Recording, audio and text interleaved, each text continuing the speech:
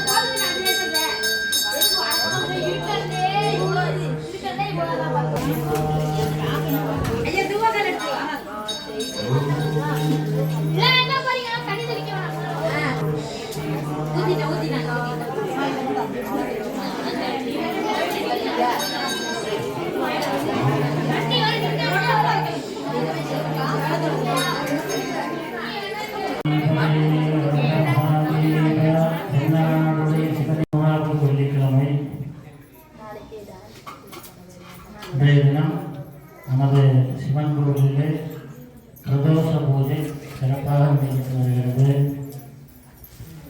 எப்போதும் ஒரு வழக்கமாக பிரதோஷ காலத்தில் நாம் இறைவனை பிரார்த்தித்து நமது கோரிக்கைகள் எல்லாம் இறைவனிடத்திலே வைத்து வழிபாடு செய்வது வழக்கமான ஒன்று. அதுவே இன்றைய தினமும் அவ்வாறே நாம் நந்தியம்பெருமானிடம் நமது கோரிக்கைகளை வைத்து பிரார்த்தனை செய்து அதை சிவபெருமானிடம் சேர்க்கும்படி மன்றாடி பிரார்த்திக்கிறோம். 1ஆம் தேதி தைப்பூசம். தைப்பூசங்கிறது யாருக்கு விசேஷமானது அப்படின்னா முருகனுக்கு விசேஷமானது. அன்றைய தினம் பார்த்திங்கன்னா மத்தியானம் ஒரு 3 மணிக்கெல்லாமே நம்ம முருகப்பெருமானுக்கு அபிஷேகம் பண்ணிட்டு திரும்பவும் அன்றைக்கி என்ன இருக்குது அப்படின்னா பூச நட்சத்திரம் பௌர்ணமி. பௌர்ணமிக்கு நாம் வழக்கம் போல் எங்கே வந்துடுவோம் அப்படின்னா சிவபெருமான்கிட்ட வந்துடுவோம். சிவபெருமானுக்கும் அன்றைக்கி அபிஷேகம் உண்டு. முருகப்பெருமானுக்கு அபிஷேகம் பண்ணிட்டு அதுக்கப்புறம் சிவபெருமானுக்கு அபிஷேகம் பண்ணிட்டு பௌர்ணமிக்கு நாம் வழக்கமாக கோவிலை சுற்றி 3 முறை வலம் வர்றது அது நடந்துட்டு தான் இருக்குது. அதுவும் அன்றைக்கி என்ன பண்ணணும், சாயந்தரம் 6:30 மணிக்குள்ளே நம்ம முடிஞ்ச உடனே நாம் இந்த பூஜையெல்லாம் முடிச்சுக்கிட்டு பௌர்ணமிக்கான அந்த கோவிலை வலம் வர்றது அன்றைக்கி சீக்கிரமாகவே செய்துடுவோம். அதனால் நீங்கள் எல்லாருமே முடிஞ்சவொடனே ஒரு 3-3:30க்காவது நம்ம கோவிலுக்கு வந்துடுங்க. வந்துட்டு தைப்பூசத்தன்னைக்கு முருகப்பெருமானை வழிபாடு பண்ணணும். சரி, தைப்பூசம் எதுக்காக பண்ணுறோம்? ஏதாவது ஒரு விசேஷம் இருக்கணுமா இல்லையா? இப்போ பங்குனி உத்திரம் எதுக்காக பண்ணுறோம்? தைப்பூசம் எதுக்காக பண்ணணும் அப்படின்னா தைப்பூசங்கிறது பராசக்தி, ஆதிபராசக்தி அப்படின்னு நம்ம சொல்கிறோம். பார்வதினா முருகப்பெருமானுக்கு ஞானவேல் கொடுக்குறாலும் அந்த தைப்பூசத்தன்னைக்கு முருகப்பெருமானுக்கு ஞானவேல் கொடுக்குறாலும் ஆதிபராசக்தி அப்படிங்கிறது நமக்கு சொல்லப்பட்டிருக்கு. அன்றைய தினம்தான் தைப்பூசம் அப்படின்னு. இப்போ நமக்கு பார்த்திங்கன்னா பக்கத்தில் காவிரி ஆற்றங்கரையில் உள்ள கோயில்கள்லாம் ரொம்ப விசேஷமாக பண்ணுவாங்க. அன்றைக்கி தைப்பூசத்தன்னைக்கு தான் பௌர்ணமினாலே ஜனங்களுக்கு ஒரு சந்தோஷம். எப்படின்னா ஆத்தங்கரையோரம் போய் சாமி தரிசனம் பண்ணிட்டு கொஞ்சம் நேரம் ஆத்தங்கரையில் உட்காந்து, ஏன்னா தண்ணி கொஞ்சம் கம்மியாக வரும், ஆத்தங்கரையில் உட்காந்து கொஞ்சம் நேரம் பேசிக்கிட்டு வர்றது ஒரு வழக்கமான ஒன்று, இறை வழிபாடு செய்துட்டு. அதனால் அன்றைய தினம் பார்த்திங்கன்னா இப்போ நமக்கெல்லாம் பக்கத்தில் குளிக்கலை. அங்கே பார்த்திங்கன்னா 7 சாமி வரும். அங்கே இந்த பக்கத்தில் இருக்கக்கூடிய 7 ஊர் தெய்வங்கள் அந்த காவிரி ஆற்றுல வந்து இறங்குறோம். அங்கே ஜனங்க பார்த்தீங்கன்னா இப்போ எப்படி மதுரையில் கள்ளழகர் ஆற்றுல வந்து இறங்குறாரோ அது மாதிரி அந்த பகுதியில் இருக்கக்கூடிய 7 கோயில்கள், அதாவது ஐயர் மலை, கடம்பர் கோயில், திருஇன்றுவை மலை, இப்படி பக்கத்தில் இருக்கக்கூடிய சிவாலயங்கள் எல்லாம் அங்கே இருக்கக்கூடிய சிவபெருமானை எடுத்துக்கிட்டு ஆத்தங்கரைக்கு ஒவ்வொருத்தரும் அந்த ஒவ்வொரு ஊரில் இருக்கிறவங்களும் அந்த ஆத்தங்கரைக்கு வந்துடுவாங்க. அது விசேஷமாக நடந்துட்டு இருக்கு. தைப்பூசங்கிறது நம்ம குளித்தலை எடுத்தோம். ஏன்னா முஸ்லீமுக்கும் குளித்தலைக்கும் இடையில என்ன இருக்குது? காவிரி ஆறு ஓடுது. இந்த ஆத்தங்கரைக்கு சாமி வந்துடும். அங்கே வந்து விசேஷமான ஒன்று. எப்படி திருவண்ணாமலையில் கார்த்திகை தீபம், அண்ணாமலையார் தீபம் எவ்வளோ விசேஷமாக, அது மாதிரி தைப்பூசம் குளித்தலை கடம்பர் கோவிலில் விசேஷம். இப்போ நம்ம வந்து தைப்பூசம் எதற்காக நம்ம கொண்டாடுறோம் அப்படிங்கிறது முருகப்பெருமானுக்கு ஞானவேல் கொடுத்த ஒரு வைபவம் தான், ஒரு நிகழ்வு தான் தைப்பூசம். அன்னைக்கு பௌர்ணமி சிவபெருமானை பார்த்து பிரார்த்தனை பண்ணிடுவோம். சரி, அடுத்து பார்த்திங்கன்னா 5ஆம் தேதி நமக்கு சங்கடகர சதுர்த்தியும் இருக்குது. அதே போல் பார்த்திங்கன்னா சண்டிகேஸ்வரர்னு நம்ம சொல்கிறோமா இல்லையா, சிவபெருமானுக்கு இந்த வடபுறத்தில் என்ன சண்டிகேஸ்வரர் இருக்கார். அவருக்கு நட்சத்திரம் உத்திர நட்சத்திரம், தை மாதத்தில் வரக்கூடிய உத்திர நட்சத்திரம் சண்டிகேஸ்வரருக்கு விசேஷமானது. அதனால் அன்னைக்கு பார்த்தீங்கன்னா சதுர்த்தி இந்த சங்கடகர சதுர்த்தி பண்ணிட்டு அங்கே போயிட. ஏன்னா முதல்ல பிள்ளையாருக்கு அப்புறம் அவர் பிள்ளையாருக்கு நாம் கொஞ்சமாவது ஒரு அபிஷேகம் பண்ணிட்டு அந்த சண்டிகேஸ்வரர், ஏன்னா வருஷத்தில் ஒரு முறை சங்கடகர சதுர்த்தி நம்ம மாதம் தேய்படியில் பண்ணுறோம். ஆனால் சண்டிகேஸ்வரருக்கு வருஷத்தில் ஒரு முறை, அது தை மாதத்தில் வரக்கூடிய உத்திர நட்சத்திரம். அதனால் சண்டிகேஸ்வரர் விசேஷமானவர். அதனால் சிவன் கோயிலில் சண்டிகேஸ்வரரை பார்த்து வணங்காமல் போகக்கூடாது. அது எல்லா சிவாலயங்கள்லையும் அந்த சண்டிகேஸ்வரர் துர்க்கைக்கு ஏற்றாப்புல இருக்கும்.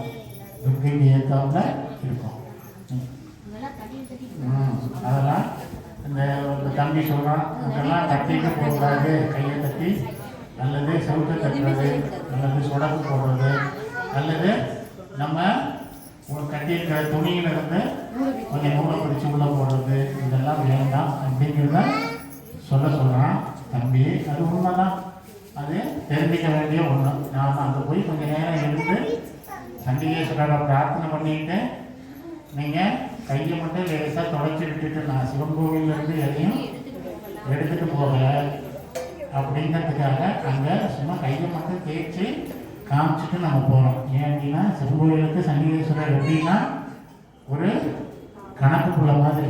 ஏன்னா சிவன் கோயிலில் என்ன வருது, என்ன இங்கேருந்து வெளியில் போகுது, அதெல்லாம் கண்காணிக்கக்கூடிய பணி சண்டிகேஸ்வரருக்கு உண்டு.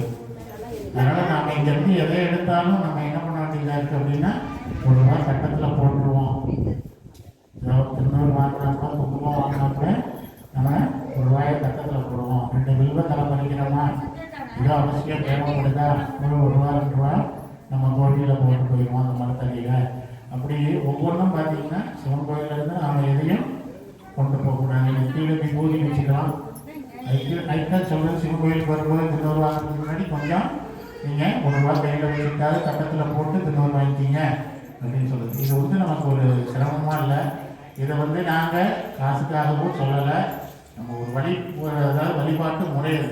அதனால் நாம் முடிஞ்சோடனே நம்ம இது வந்து நம்ம என்னடா இதெல்லாம் சொல்கிறாங்க அப்படிங்கிறத நினைக்க வேண்டாம். இது மாதிரி செய்துட்டால் நமக்கு நம்ம குடும்பத்துக்கு நல்லதுங்கிறது தான், வேற ஒன்றும் இல்லை. அதனால் இன்னைய தினம் பார்த்திங்கன்னா பிரதோஷம். ஏன்னா நேரம் ஆகுது, நாம் சீக்கிரமாக சாமி தரிசனம் பண்ணிட்டு வீட்டுக்கு போக வேண்டிய சூழ்நிலை. எல்லோரும் நந்திய பெருமான்னு நம்மளுடைய பிரார்த்தனையை வச்சுக்குவோம். பதே ஹர மகாதேவா, தென்னாடுடைய சிவனே போற்றி, நாட்டவர்க்கும் இறைவா போற்றி.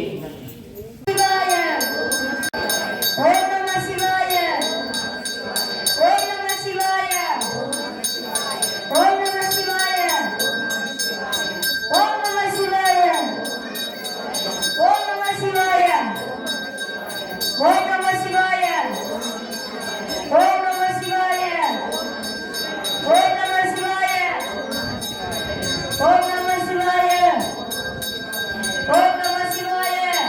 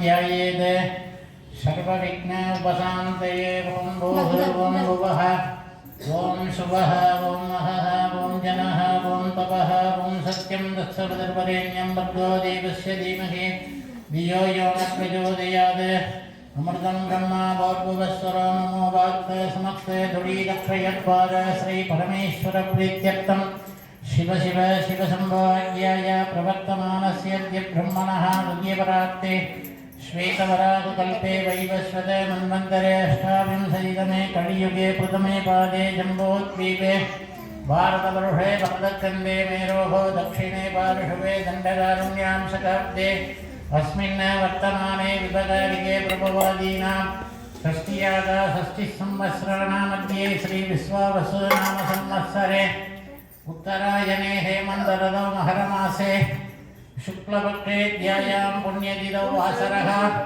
भृगुवासरसंयुक्तायां त्रयोदश्यायां शुभनक्षत्र शुभयोगे शुभकरणे एवं गुणे सकलविशेषेण विशिष्टायामस्यायां जन्मनक्षत्रे जन्मरासौ जातस्य रामनक्षत्रे नामरासौ जातस्य शुक्लपक्षप्रदोषभक्तर्षण्णामधेयस्य सकलकुटुम्बानां क्षेमस्थैर्ये वीर्यविद्यायुल्लारोग्ये ऐश्वर्याभिवृद्ध्यर्थमायुः सत्सन्तान सौभाग्येष्टकाम्यात्यर्थम् आदित्यादि नवग्रहाणां नक्षत्रगणां शकटदोषपीडा निवारणात्यर्थम् आरोग्ये दशगात्रसिद्ध्यर्थम् आयुरभिवृद्ध्यर्थम् धर्मार्थकाम्यमोक्षशतर्विधफलपुरुषार्थसिद्ध्यर्थम् विद्याखलुव्यापककार्यानुकूलसिद्ध्यर्थम् उद्योग विभाग पुत्रभाग्यसिद्ध्यर्थम् शीघ्रमेव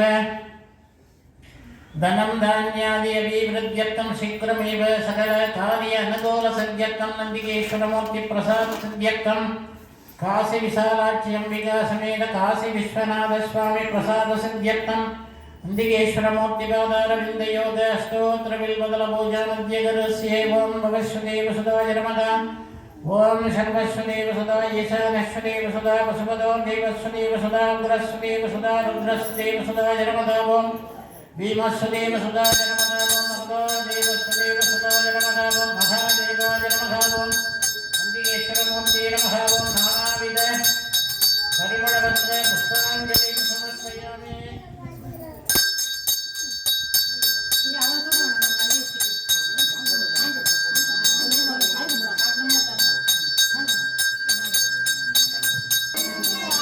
ओम नमः शिवाय ओम नमः शिवाय ओम नमः शिवाय ओम नमः शिवाय ओम नमः शिवाय अण्णामலையாருக்கு உண்ணாமுலை அம்மனுக்கு ओम नमः शिवाय ओम नमः शिवाय नंदी भगवानुக்கு ओम नमः शिवाय ओम नमः शिवाय ओम नमः शिवाय ओम नमः शिवाय ओम नमः शिवाय ओम नमः शिवाय ओम नमः शिवाय ओम नमः शिवाय काशी विश्वनाथருக்கு குலம் சுரக்கமன்னன் கோன்முறை அழகு செய்க குறைவில்லாத உயிர்கள் வாழ்க நான் முறை அரண்கள் ஓங்க நற்றவம் வேள்வி மல்க மேன்மைகள் செய்வ நீதி விளங்குக உலகமெல்லாம்